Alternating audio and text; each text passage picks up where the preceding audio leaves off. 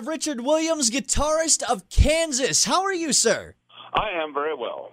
I tell you what, Kansas has been around 40 years. I can't believe it's been 40 years. You celebrated that as a band last year, right?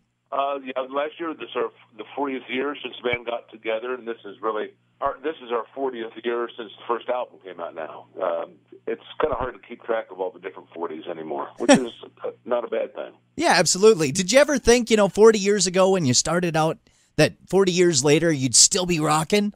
When this started, we didn't think 2 years ahead. I don't think anybody can plan something like this out. It just one year turned into the next, and just keep putting one foot in front of the other, and suddenly it's kind of look backwards and going, wow, this has been a long road. Absolutely. Now, in those 40 years, I'm sure you've had some Spinal Tap moments in your career. What's the craziest story you can tell me from the road? A lot of the Spinal Tap moments, we were just, it was too close to real. Like, hello, Cleveland. We were there in Cleveland under that stage, lost. We're sitting there watching it going, this is funny, but this is not funny, too. This is very real. That movie was on every tour bus in rock and roll since it came out.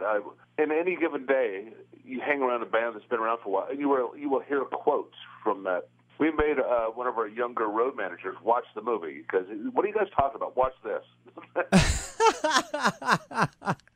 That's awesome. Now, you guys are going to be playing the Hard Rock Casino Sioux City coming up this fall. It's one of the first bands to actually break in the venue. And for those that have never seen a Kansas show, what are they in for? Well, like you said, it's been 40 years.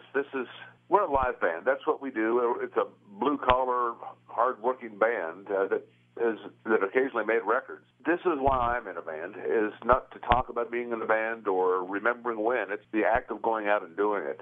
And we've just gotten pretty good at it after all these years. And I think the most often said word about us is when people see us, it's like, wow, that's powerful. For five guys, we've always been able to have a very overwhelming, big sound.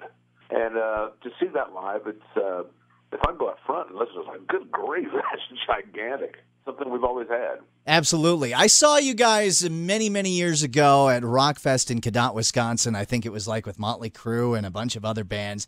And I just remember you guys standing out and being different because you don't see a lot of people playing like the violin anymore. Well, you never really did. Or the fiddle or whatever. Even less now, that's true. Yeah. That has always added a unique quality. And we've, for the most part, from the get-go, everything we do, we try to take kind of a left turn with it and make it, not a typical lyric or a typical time signature, not a typical chord progression. And we stack parts together as kind of like you would a symphony. And then again, with the instrumentation, it tends to be big. Absolutely. Now, you've had some songs in some pretty big movies over the years. I can remember, the movie Old School using Dust in the Wind. Did that kind of bring a whole new life, a new fan base to the band? Well, I don't know if that in particular added a whole new fan base, but it tickled the fans that were there. And anything like that just creates more awareness about the band, get people talking about it. It just sort of keeps you in the public eye a little bit more than you would be. Always a good thing. Richard, thank you so much for joining us today, and we look forward to seeing you guys at the Hard Rock Casino Sioux City. That'll be fun. We'll break the place in.